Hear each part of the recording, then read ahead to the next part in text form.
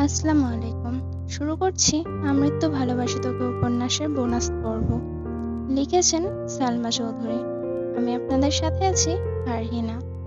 এক লাফে শোয়া থেকে উঠে বসে মেঘ আশপাশে তাকাচ্ছে। সদ্য ফোটা ভোরের আলোয় মেঘের কুহুকি মুখমণ্ডলে চিন্তার ছাপ স্পষ্ট। চোখ কচলাতে গিয়ে দৃষ্টি পড়ে হাতের দিকে। ক্ষণিকের ব্যবধানে ছোট্ট হৃদয়ে হানা দেয় রাজ্যের অভিমান। গতকাল সকালটা কত মিষ্টি ছিল, আবিরের কণ্ঠে ঘুম ভেঙেছিল, অথচ আজ অষ্টাদশের হৃদয়ে পুষা ভালোবাসার অনুভূতিগুলো অবিসংকে রূপ নিয়েছে। মেঘ অভিমানী কণ্ঠে বলল, ওনাকে বলে দিস বাসায় ফিরলে সবার সঙ্গেই ফিরবো। আমি এখন ঘুমোবো, আমায় আর ডাকবি না। কথাটা বলে মেঘ গায়ে লেপ জড়িয়ে শুয়ে পড়েছে। মিম বোনের কথা মতো নিচে গিয়ে সবাইকে জানিয়ে দিয়েছে। একে একে আম্মু আম্মু বড় আম্মু কাকিয়া সবাই ডেকেছে, কিন্তু মেঘের জেদের কাছে সকলকে হার মানতে হয়েছে। তানভীর শীতল কণ্ঠে আবিরকে বলল, বনু যেহেতু এখন যেতে চাচ্ছে না, জোর করে নেওয়ার চেয়ে পরে আমাদের সঙ্গে নিলে ভালো হতো না? আবির গম্ভীর কণ্ঠে বলল, ওকে রেখে যাওয়ার রিস্ক আমি নিব না। আমি আছি তো, মালার সঙ্গে কথা বলার সুযোগই দিব না। চোখে চোখে রাখবো বনুকে। কিভাবে ভরসা করবো বল? নিজেকেই তো ভরসা করতে পারছি না। তোর বোন যেন কষ্ট না পায় তার জন্য যতটা সম্ভব সময় দিয়েছি, আশপাশে থেকেছি, এমনকি 12 বছর পর ওর জন্য মেহেদি ছুঁয়েছি। এত কিছু করেও তোর বোনের মুখে হাসি ধরে রাখতে পারলাম না। বোন এমনিতেই তোমার উপর রেগে আছে, ওর মনের বিরুদ্ধে জোর করে নিয়ে গেলে যদি আরো বেশি রেগে যায়। আবির নিশ্চুপ। মেঘকে নিয়ে দুশ্চিন্তা আবিরের মনেও ঘুরপাক খাচ্ছে। গতকাল মেঘের বলা কথায় আবির অনেক কষ্ট পেয়েছে। প্রচন্ড চিন্তায় গভীর রাতে নদীর পাড়ে ঘন্টার পর ঘন্টা একাকী বসেছিল। হাত পা জমে বরফ হওয়ার জোয়ার হয়েছে, তবুও হৃদয়ের রক্তক্ষরণ থামানোর সামর্থ্য ছিল না। সে সাথে বাড়ি ফিরে কিছুক্ষণ রেস্ট নিয়ে রেডি হয়েছে। বাবা কাকা আর মামাদের গতকাল রাতেই জানিয়ে দিয়েছিল আবির ঢাকা ফিরবে বলে। সকাল সকাল নিশ্চিন্তে আলী আহমদ খান, মোজাম্মেল খান আর বড় মামা ঘুরতে বেরিয়েছেন। মেয়েকে উঠাতে ব্যর্থ হয়েও হালিমা খান তানভীর আর আবিরকে উদ্দেশ্য করে বললেন, এই মেয়ে মনে হয় এখন আর উঠবে না, আজকের ক্লাস না হয় মিশে দিয়ে দিক। আবির রাশবাড়ি কণ্ঠে বলল, 2 ঘন্টার জন্য ক্লাস মিস দেওয়ার কোনো মানে হয় না। তোমরা আজ থাকলে আমি কিছুই বলতাম না, একটু পর তোমরা যদি যাও তাহলেই। এখন আমার সঙ্গে ক্লাসে যেতে সমস্যাটা কোথায়? তোর সাথে যেতে সমস্যা হবে কেন? ঠান্ডার মধ্যে উঠতে হয়তো আলসি লাগছে, আমি দেখছি বলে আবির ঘরে ঢুকলো। মেঘের রুমের সামনে এসে চারপাশে চোখ বুলিয়ে দেখলো আশপাশে কেউ নেই। বিছানায় লেপ মুড়ি দিয়ে মেঘ গভীর ঘুমে মগ্ন। ধীর গতিতে রুমে ঢুকে বিছানার পাশে বসলো। ঘুমন্ত মেঘের মুখের পানে মুগ্ধ নয়নে তাকিয়ে আছে। সামনের দিকে ছোট চুলগুলো মেঘের গাল কপালে এলোমেলো হয়ে আছে। তা দেখে আবির ভ্রুযুগল কুঁচকে আসে। চুলগুলোকে বড্ড হিংসে হচ্ছে তার। অতি সামান্য কারণে আবিরের নাক ক্রোধে ফুঁসে উঠছে। দীর্ঘশ্বাস ছেড়ে 2 হাতের কনুয়ে ভর দিয়ে এগিয়ে গেল মেঘের কাছাকাছি। ফু দিয়ে আলগোছে চুলগুলো সরানোর চেষ্টা করলো। 2-1টা চুলের খোঁচায় মেঘের ঘুমের মধ্যে বাম হাত দিয়ে বাকি চুলগুলো সরিয়ে কপালের উপর হাত রেখে পুনরায় ঘুমের রাজে ডুব দিল। আবির মেঘের হাতের দিকে তাকাতে বুকের ভেতরটা কেমন মোচড় দিয়ে উঠল। কিছুক্ষণ স্থির দৃষ্টিতে চেয়ে মেঘের হাত নিজের কাছে টেনে আলতোভাবে ওষ্ঠদ্বয় ছোঁয়ালো মেঘের লেপ্টে দেওয়া মেহেন্দির উপর, যার কারণে আবিরের প্রেয়সীকে কাঁদতে হয়েছিল। আবির মেঘের হাতে হাত রেখে মোলায়েম কণ্ঠে ডাকলো, ম্যাম। মেঘের সাড়া নেই দেখে দ্বিতীয়বারের মতো হাতে ও অনুগ্র চুমুখে হাত ছেড়ে পুনরায় কিছুটা উচ্চস্বরে ডাকলো, ম্যাম। ঘুমন্ত কণ্ঠে আওয়াজ ভেসে আসলো, মেঘের নিঃশব্দ আওয়াজে আবিরের হৃদয়ের রক্তক্ষরণ নিমেষে থেমে গিয়েছে। ঠোঁটের কোণে এক চিলতে হাসির ঝলক দেখা গেল। প্রেয়সীর ডাকের প্রত্যুত্তরে সর্বদাই বলাটা আবির আজ প্রেয়সীর মুখে এই শব্দ শুনে নেশাগ্রস্ত হয়ে পড়েছে। আনমনে ভিড় করে বলল, উফ, আপনার ঘুম ভাঙানোর সম্পূর্ণ দায়িত্বটা যে কবে নিতে পারবো? আবির গলা খাকারি দিয়ে একটু গম্ভীর কণ্ঠে ডাকলো, এর বেশি লেট হলে অফিস ক্লাস কোনোটাই ধরতে পারবো না কিন্তু। আবিরের কথা মেঘের কান পর্যন্ত পৌঁছতে সহসা চোখ মেলল। চোখ পড়ল আবিরের গভীর নেত্রে। শ্যামবর্ণের পুরুষের কোমল প্রাণ দৃষ্টি অকারণেই সেই পুরুষের প্রেমে পড়তে বাধ্য করে। হৃৎপিণ্ডে 4 প্রকোষ্ঠ জুড়ে অনুভূতিদের বিচরণ শুরু হয়েছে। আবিরের ছুরির ন্যায় চাহনি দেখে মেঘ পল্লব ঝাপটালো, দৃষ্টি সরিয়ে তাকালো অন্যদিকে। মনের পাড়ায় জমে থাকা অভিমানেরা ক্রোধে রূপান্তরিত হতে বেশি সময় লাগলো না। রাগান্বিত কণ্ঠে বলল, আমি এখন যাব না। এটা বলতে আবির বাজখায় কণ্ঠে বলল, তুই যাবি কিনা সে সিদ্ধান্ত শুনতে আসেনি। 20 মিনিট সময় দিলাম তোকে, 20 মিনিটের মধ্যে রেডি হবি। মেঘের প্রবল জেদ আবিরের হুঙ্কারের সামনে নিস্তেজ হয়ে পড়েছে। মেঘ মিনমিনে স্বরে বলার চেষ্টা করলো, আমি বললাম 19 মিনিট বাকি। মেঘ সরু নেত্রে আবিরের দিকে চেয়ে বিড়বিড় করে বলল, ফালতু ব্যাটা। আবির মেঘের চোখে চোখ রেখে বলল, 18। মেঘ বিড়বিড় করতে করতে তাড়াহুড়ো করে বিছানা থেকে নেমে ওয়াশরুমে ঢুকতে গিয়ে ছুটে এসে ব্যাগ থেকে ড্রেস বের করে পুনরায় ওয়াশরুমে ঢুকলো। আবির মুচকে এসে পকেট থেকে ফোন বের করলো। মেঘ ফ্রেশ হয়ে বেরিয়ে দেখে আবির বিছানায় হেলান দিয়ে ফোন চাপছে। মেঘ বের হতে আর চোখে একবার দেখে নিল। ঠান্ডা পানি দিয়ে হাত মুখ ধোয় মেঘের হাত পা থেকে শুরু করে সারা শরীর অনবরত কাঁপছে। কাঁপাকাঁপি দেখে আবির উদ্বিগ্ন কণ্ঠে প্রশ্ন করলো, খুব বেশি ঠান্ডা লাগছে? বাইকে যেতে পারবি নাকি গাড়ি নিয়ে যেতে হবে? আবির ভাইয়ের যত্ন দেখে প্রতিটা ক্ষণে নতুন করে আবিরের প্রেমে পড়লো। আজ সবকিছুতে বিরক্ত লাগছে। বারবার শুধু মালা আপু আর নাম মোছার কথা মনে পড়ছে। আর মনে মনে বলছে, আবির ভাই শুধু আমাকে শাস্তি দিলেন, অথচ মালা আপুকে কিচ্ছু বললেন না। এখন আমার যত্ন নিতে হবে না। আবির আবারও শুধালো, কি হলো, গাড়ি বের করবো? প্রয়োজন নেই। মেঘের অভিমানী স্বর বুঝতে পেরে আবির আর কথা বাড়ায়নি। রেডি হতে বলে নিচে চলে আসছে। আবির মামি নানু কাজিনদের সঙ্গে কথা বলছে। মেঘ নিচে আসতে মামিরা তাড়াতাড়ি করে পিঠা খেতে দিয়েছেন। এত সকালে রান্না হয়নি। না খেয়ে বের হলে বড় মামা রাগারাগি করবেন। আবির, সাকিব, তানভীর ওরা ভোরবেলায় পিঠা খেয়েছিল। মেঘ অল্প খেয়ে সবার থেকে বিদায় নিয়ে অনিচ্ছা সত্ত্বেও মালার রুমে ঢুকলো। মালা শুয়ে শুয়ে ফোন চাপতেছিল। মেঘ স্বাভাবিক কণ্ঠে বলল, আপু আসছি, ভালো থাকবেন। মালা মেঘের দিকে কেমন করে চেয়ে আছে। মিনিট খানেক নীরব থেকে কঠিন স্বরে বলল, তুমিও ভালো থেকো, খুব বেশি ভালো থেকো। মেঘ হতভম্ব হয়ে মালার মুখের পানে তাকিয়ে আছে। মালার ভিতরে সবটুকু আক্রোশ নিয়ে কথাটা বলেছে। মায়াসাপু যতটা ঠান্ডা, মালা ঠিক ততটাই উগ্র। সেটা তার আচরণেই প্রকাশ পায়। ভারী জ্যাকেট, হেলমেট, হ্যান্ড গ্লাভস, বুট পরে হাতের ব্যাগটা মাঝখানে রেখে বসেছে। সকলের থেকে বিদায় দিয়ে রওনা হলো ঢাকার উদ্দেশ্যে। সাকিব আর তানভীরও গত রাত থেকে আবিরকে বুঝাচ্ছে, মেঘের আচরণে যতই খারাপ লাগুক, আবির সহজে সেটা মেঘের সামনে প্রকাশ করবে না। কিন্তু সেই খারাপ লাগার মাত্রা বেড়ে গেলে সবটা ঝড় আবিরের উপর দিয়ে যাবে। রাগের বশে নিজের ক্ষতি করে ফেলবে, এই ভয়ে আছে দুজন। বাইক চলেছে নিজস্ব গতিতে। কিছুদের গিয়ে আবির বাইক থামায়। নিজের ব্যাগ থেকে চাদর বের করে মেঘের গায়ে জড়িয়ে দিয়েছে। কিছুদূর এগিয়ে চায়ের স্টল থেকে চা খেয়েছে। ঢাকা পর্যন্ত পৌঁছাতে পৌঁছাতে কম করে হলো 10 বার বাইক থামিয়েছে। সচরাচর বাইক চালানোর সময় আবির এত ব্রেক নেয় না, গন্তব্যে পৌঁছে তবেই থামে। কিন্তু আজ তার ব্যতিক্রম হচ্ছে। প্রেয়সীর অভিমান ভাঙানোর ব্যর্থ চেষ্টা করছে বারবার। এতটা পথ একসঙ্গে এসেছে, কতবার বাইক থামিয়ে এটা সেটা কিনেছে, চা খেয়েছে, অথচ সম্পূর্ণ পথে মেঘ নিশ্চুপ ছিল। ভুল করেও একটা বারের জন্য চোখ তুলে তাকায়নি। ভার্সিটির গেটের কাছেই বন্যা, লিজা, সাদিয়া, মিষ্টি, মিনহাজ, তামিম সকলে আড্ডা দিচ্ছিল। মেঘ তাদের দেখে আবিরকে বলল, এখানেই নামবো। আবির যথারীতি ব্রেক কষল। মেঘ নেমে হেলমেট খুলতেই তামিম আর লিজা একসঙ্গে বলল, ওই তো মেঘ এসেছে।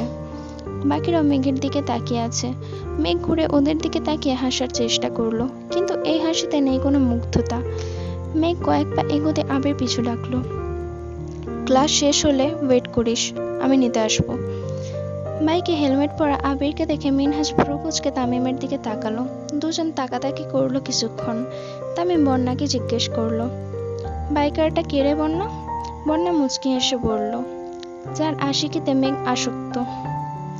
মিনহাজ, তামিম সহ সাদিয়া, মিষ্টি সকলে একসঙ্গে চেঁচিয়ে উঠল, হোয়াট? বন্যা ভ্রুক্ষেপহীন উত্তর দিল, এত অবাক হওয়ার কি আছে? মিনহাজ গম্ভীর কণ্ঠে শুধালো, কি হয় মেঘের? চাচাতো ভাই। আপন? হ্যাঁ। ততক্ষণে মেঘ কাছাকাছি চলে আসছে। মেঘের গোমরা মুখ থেকে সাদিয়া আহ্লাদে কণ্ঠে শুধালো, কি হয়েছে আমার জানুটার? বয়ফ্রেন্ড চলে যাচ্ছে বলে মন খারাপ? লিজা, সাদিয়া, মিষ্টি তিনজনে উচ্চস্বরে হাসছে। বন্যা মৃদু হাসছে। মেঘ বন্যার দিকে রাগী চেহারায় তাকিয়ে আছে। সাদিয়ারা হাসলেও হাসি নেই তামিম আর মিনহাজের মুখে। দুই বন্ধুর বারবার চাওয়াচাই করছে। শুভেচ্ছা ক্লাসের দিন গেটের সামনে প্রথমবার মেঘকে দেখে মিনহাজের ভালো লেগেছিল। অফিসে কাজ থাকায় তাড়াহুড়ো করে অফিসে চলে গিয়েছিল বিধায় মেঘের সঙ্গে কথা বলতে পারেনি। কিছুক্ষণ পর মেঘ আর বন্যা যখন ক্লাস খুঁজতেছিল তখন মিনহাজ মেঘকে দেখে ইচ্ছাকৃতভাবে ধাক্কা দিয়েছিল, কিন্তু মেঘ সরে যাওয়ায় ধাক্কাটা লাগেনি। তারপর সিনিয়রের ভাব নেওয়া, ফাজলামো করা, বন্ধুত্ব সবটাই ছিল মিনহাজের প্ল্যান। একবার বন্ধুত্ব হয়ে গেলে সময় সুযোগ বুঝে প্রপোজ করবে এই আশাতেই দিন গুনছিল। কিন্তু মেঘ অন্য পুরুষে আসক্ত শুনে মিনহাজের মাথায় আকাশ ভেঙে পড়েছে। শীতের সকালেও মিনহাজের শরীর বেয়ে ঘাম ছুটছে, অস্বস্তি লাগছে, শুকনো গলায় ঢোক গিলল। মেঘ ঘড়িতে টাইম দেখে সবার উদ্দেশ্যে রাগী স্বরে বলল, তোরা কি ক্লাসে যাবি নাকি আমি একাই চলে যাব? যাবো বলে ওরা ক্লাসের উদ্দেশ্যে রওনা দিল। মিনহাজ ধীর পায়ে হাঁটছে আর তামিমকে উদ্দেশ্য করে বলছে, আমি যে মেঘকে ভালোবেসে ফেলেছি তার কি হবে? টেনশন করিস না, চল ক্লাস শেষ করে আসি, তারপর মেঘকে নিয়ে বসবো। মেঘের সাথে ওই ছেলের প্রেমের সম্পর্ক আছে নাকি শুধুই ভালো লাগা সবটাই জেনে নিব। বন্যা সামনে থেকে ব্যস্ত গলায় বলল, কিরে তোরা ক্লাস করবি না? তামিম উচ্চস্বরে বলল, এখনই আসছি। মিনহাজ হাঁটতে হাঁটতে হঠাৎ থমকে দাঁড়িয়ে তামিমের দিকে তাকালো। তামিম নিরুদ্বেগ দৃষ্টিতে চেয়ে প্রশ্ন করলো, কি হয়েছে? তোর যদি বন্যাকে ভালো লেগে থাকে তাহলে প্রপোজ করে ফেল। মেঘের মতো বন্যার জীবনে কেউ থাকলে পরে কান্না করিস না। ক্লাস শেষ করে বের হতে না হতে মিনহাজ বলল, চল তোদের আজকে ফুচকা খাওয়াবো। মিষ্টি প্রশ্ন করলো, হঠাৎ কাহিনী কি? প্রেম ট্রেমে পড়েছিস নাকি? তোরা আমার বান্ধবী, তোদের খাওয়াতে কারণ লাগে নাকি? লিজা হাসতে হাসতে বলল, বান্ধবী বলি আজ পর্যন্ত একটা চকলেটও কপালে জুটেনি, খাবি কিনা বল? মিনহাজ মেঘের দিকে তাকিয়ে বলল, চল। মেঘ আস্তে করে বলল, তোরা যা, আমার ফুচকা খেতে ইচ্ছে করছে না। ফুচকা না খেলে অন্য কিছু খাবি, তবুও চল প্লিজ। আমি যাব না বললাম তো। লিজা, সাদিয়া, মিষ্টি আর তামিমের জোরাজোরিতে মেঘ আর বন্যা দুজনেই রাজি হয়েছে। মিনহাজদের পরিচিত এক ফুচকার দোকানে সবার পছন্দ মতো খাবার অর্ডার দিয়েছে। চা খেতে খেতে গল্প করছে। তামিম মেঘকে প্রশ্ন করলো, ওই ছেলেটা কি সত্যি তোর বয়ফ্রেন্ড? মেঘ গম্ভীর গলায় জবাব দিল, না, দুর্ভাগ্যবশত উনি আমার চাচাতো ভাই। বন্যা ভ্রু কুঁচকে তাকিয়ে মেঘকে শুধালো, কালকে পর্যন্ত তো ওনার জন্য দেওয়ানা ছিলি, ডেতে ছবি আপলোড করলি, আজ হঠাৎ কি হলো? কিছু না। মিনহাজ ভারী গলায় প্রশ্ন করলো, তোদের কি রিলেশন চলে? না। তাহলে? মেঘ রাগে গজগজ করে বলল, একতরফা ভালোবাসা বুঝিস? আমি ওনাকে পছন্দ করি কিন্তু উনি করেন না, এটুকুই, এর বেশি প্রশ্ন করবি না। তামিম আর মিনহাজ চাওয়াচাওয়ি করে বলল, আচ্ছা তোরা বস, আমরা খাবার নিয়ে আসি। বন্যা এক দৃষ্টিতে মেঘকে দেখে যাচ্ছে, একবারের জন্য পলক ফেলছে না। মেঘ চিবুক নামিয়ে বসে আছে। ছটফটে স্বভাবের মেয়েটা আজ এত শান্ত হয়ে বসে আছে। বন্যার একদম ভালো লাগছে না। মেঘকে আপাতমস্তক দেখলো, হাতের মেহেদি ক্লাসেও দেখেছিল কিন্তু কিছু বলেনি। মেঘ কথা বলছে না দেখে মেঘের হাতের মেহেদি ডিজাইন দেখতে দেখতে বলল, এত সুন্দর করে মেহেদি কে দিয়ে দিল? আবির ভাই। বন্যা চোখ বড় করে তাকিয়ে বলল, কি? এটা কিভাবে সম্ভব? সত্যি? হ্যাঁ সত্যি। আবির ভাইয়া মেহেদি দিয়ে দিয়েছেন, তারপরেও তোর মন খারাপ? মেঘ পুনরায় চিবুক নামালো। বন্যা হাত উল্টাতেই হাতের তালুর ল্যাপটানো রং চোখে পড়ল। স্বাভাবিক কণ্ঠে বলল, মাঝখানটা এভাবে নষ্ট করেছিস কেন? আমি করিনি। কে করেছে? আবির ভাই। ও মা, কেন? ওনার নাম লিখেছিলাম তাই। মেঘের কথা শুনে বন্যা স্তব্ধ হয়ে আছে, কি বলবে কিছুই বুঝতে পারছে না, নির্বিকার হয়ে বসে আছে। মেঘের অবস্থা থেকে বোঝাই যাচ্ছে কিছু বললে কেঁদে ভাসাবে। বন্যা আশেপাশে মাথা ঘোরালো। লিজারা একটু দূরে বসে তিনজন গল্প করছে, তামিম আর মিনহাজও দূরে। বন্যা অত্যন্ত যত্ন সহকারে মেঘের হাতে হাত বোলাতে বোলাতে নমনীয় কণ্ঠে শুধালো, নাম লিখেছিলি কেন? মেঘ অভিমানী কণ্ঠে বলা শুরু করলো, আবির ভাইয়ের মামাতো বোন মালা, উনি অনেকদিন যাবৎ আবির ভাইকে পছন্দ করেন। আবির ভাই দেশে ফেরার পর একদিন আমাদের বাসায়ও আসছিলেন, তখন থেকে ওনার ভাব ভালো লাগেনি। ওনাদের বাড়িতে যাওয়ার পর থেকে আবির ভাইয়ের পিছনে ঘুরঘুর করছিল, আমার সাথেও খারাপ ব্যবহার করেছে। শেষ পর্যন্ত ওনার হাতে এ লেখা আমায় দেখাচ্ছিল, সেই আগে আমিও আমার হাতে আবির লিখেছিলাম, সেটা আবির ভাই দেখে এমনটা করেছেন, অথচ মালা আপুকে কিছুই বললেন না। বিরহের অনলে পড়ছে মেয়েটা, বেস্ট ফ্রেন্ডকে সান্ত্বনা দেওয়ার ভাষা পর্যন্ত খুঁজে পাচ্ছে না। স্থির দৃষ্টিতে চেয়ে বিড়বিড় করে বলল, উনি কি কোনোভাবে ওই মেয়েকে পছন্দ করেন? জানি না। তামিমরা খাবার নিয়ে চলে আসছে। মেঘের চোখ টলমল করছে। তামিম খাবার দিতে দিতে বলল, কিরে, কি হয়েছে তোর? কাঁদছিস কেন? সাদিয়া মিষ্টি সকলেই এবার মেঘকে লক্ষ্য করছে। মেঘের মতো প্রাণোচ্ছল মেয়ের চোখে পানি, এটা কেউই মানতে পারছে না। একের পর এক প্রশ্ন করছে। বন্যা সবার উদ্দেশ্যে গুরুতর কণ্ঠে বলল, কিছু হয়নি, এমনিতেই, খা তোরা। মিনহাজ, তামিম, মেঘ আর বন্যার মুখোমুখি বসেছে। মিনহাজ খাচ্ছে, খানিকক্ষণ পর পর মেঘকে দেখছে। মেঘ চিবুক নামিয়ে বসে চটপটি খাচ্ছে। খাওয়া শেষে বাটি রাখতে গিয়ে চোখ পড়ে রাস্তার পাশে বাইকের দিকে। রক্তাভ আঁখিতে চোখ পড়ায় অকস্মাৎ কেঁপে উঠল। ব্যাগ থেকে ফোন বের করতে করতে এগিয়ে গেল বাইকের দিকে। ফোনের স্ক্রিনে 3টা মিসড কল ভেসে আছে। 3টা কলই আবির করেছিল। ক্লাসে ঢুকলে মেঘ সবসময় ফোন সাইলেন্ট করে রাখে। ক্লাস শেষে ভাইব্রেশন মোড অন করে দেয়। আজ ক্লাস শেষে খেতে চলে আসায় ফোন হাতেই নেয়নি। আবিরের কাছাকাছি এসে কাঁপা কাঁপা গলায় বলল, ফোন সাইলেন্ট ছিল। আবির অন্যদিকে মুখ করে বিরক্ত হয়ে বলল, 10 মিনিট ওয়েট করার ধৈর্য হয়নি। আড্ডা দেওয়ার এত ইচ্ছে ছিল, আমায় জানালেই হতো। অফিসের কাজ ফেলে কাউকে বিরক্ত করতে আসতাম না। মেঘ ড্যাব ড্যাব করে আবিরের দিকে তাকিয়ে আছে।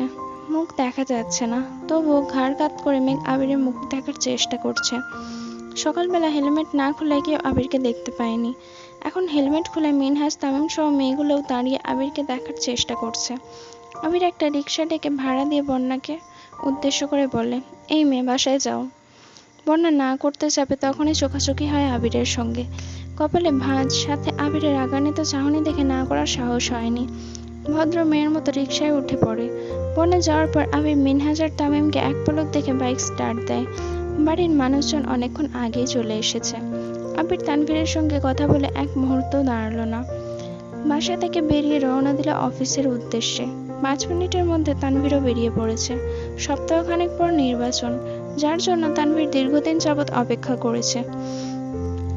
মেঘ ফ্রেশ হয়ে সেই যে ঘুমিয়েছে মিমের ডাকে উঠেছে প্রায় সন্ধ্যাবেলায়। ফ্রেশ হয়ে 2 বোন ছাদের গাছগুলোকে দেখতে গিয়েছে।